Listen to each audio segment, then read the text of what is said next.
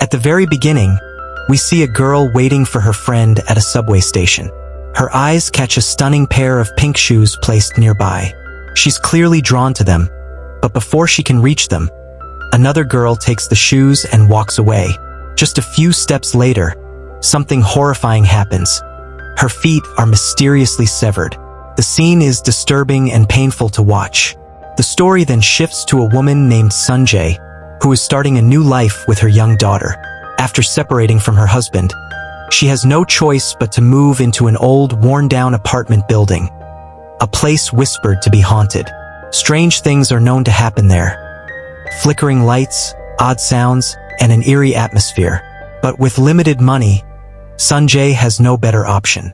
Inside the apartment, everything is filthy and broken. While attempting to fix a bulb, it bursts, sending sparks into her eye. She visits her friend, a doctor, and we learn Sun-jae is a doctor too, though her own clinic is still under construction. Later that day, while waiting at a station, she sees the same pink shoes again. Unable to find their owner, she decides to bring them home. When she tries them on, she experiences a strange vision, a young woman dancing gracefully in the same shoes, while another girl watches with envy. Sun-jae dismisses it as exhaustion. Her daughter, fascinated by the shoes, begs to try them on. But Sun-jae firmly says no. The next day, while Sun-jae visits her clinic site and chats with the construction supervisor, even inviting him for dinner, her daughter secretly puts on the shoes. Though oversized, they somehow fit her perfectly. She too begins to see the same haunting visions. That evening, as the man visits their home, Sun-jae's daughter becomes upset, questioning her mother about their broken family.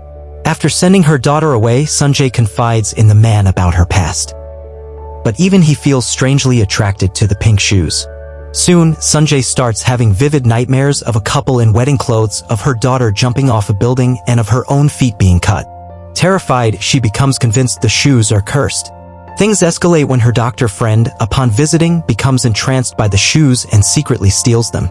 But as she tries to leave, an unseen force attacks her, covering her mouth, gouging her eyes, and hurling her into a mirror. Her feet are severed and the shoes disappear once again. The police get involved. Since Sun-jae's house was the last place the victim visited, she's questioned.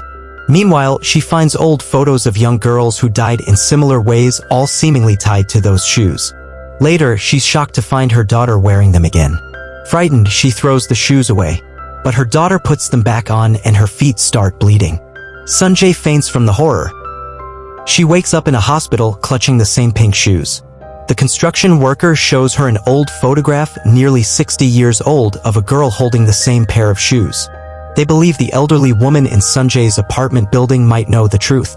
After much persuasion, the old lady finally reveals a chilling tale.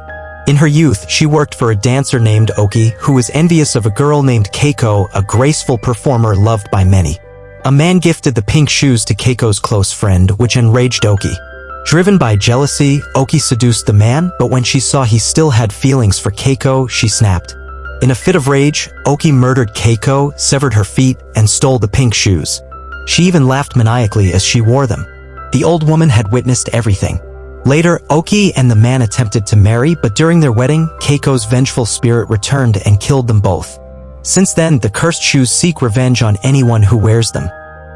Sun-jae, hoping to break the curse, finds Keiko's remains and buries the shoes with her. For a while, things seem calm. But the man Sun-jae liked begins to avoid her. He's learned the dark truth from her own daughter. He now knows that Sun-jae never divorced her husband, she killed him. When confronted, Sun-jae turns violent and tries to harm her daughter, who escapes to a nearby train station. Sun-jae follows with deadly intent, but at the last moment, something stops her. She looks in her daughter's eyes and realizes she's not herself, she's Oki. The jealous dancer's spirit had possessed her all along. Just then, Keiko's ghost appears and reveals everything. Oki's soul lives inside Sun-jae. That's why the elderly woman feared her. That's why the curse returned. Sun-jae has been repeating Oki's sins, killing out of jealousy. Husband, friend, daughter. And in the final haunting moment, the cursed pink shoes reappear, waiting for the next soul to claim.